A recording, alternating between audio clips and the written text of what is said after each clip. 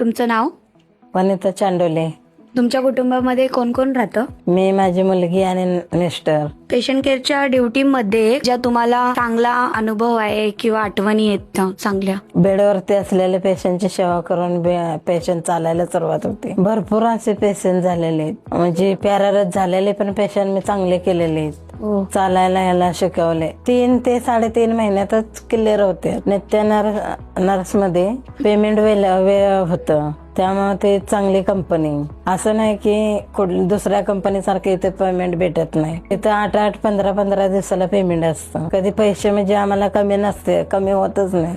आमचं संपायच्या आधी आमच्या अकाउंटला पैसे जमा असतात. ऑफिस सेम, सर मॅडम सर्व छान आहेत, जणू घरचेच असल्यासारखे.